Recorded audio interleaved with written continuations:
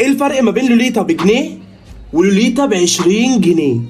دي بقى لوليتا من مصر ودي لوليتا من ايجيبت. المفروض دي ميكس فواكه ودي بالبينا كولادا يا جماعه من ايجيبت. فيلا بينا نشوف الفرق. هو اكيد الفرق هيكون قوي جدا بس يلا بينا نشوف. يلا نشوف بقى لوليتا سوكا اللي ام جنيه هيبقى لونها ايه وطعمها ايه. لونها اخضر زي ما انتم شايفين. يلا ندوق بقى طعمها.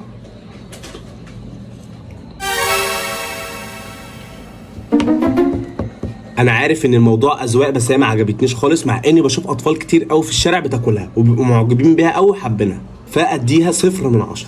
يلا نشوف بقى ليتا اللي سعرها 20 جنيه بس. بس ايه بس دي غاليه. يلا نشوف شكلها. القوام بتاعها تقيل وريحتها تحفه، ما ب20 جنيه بقى. يلا بقى ندوق.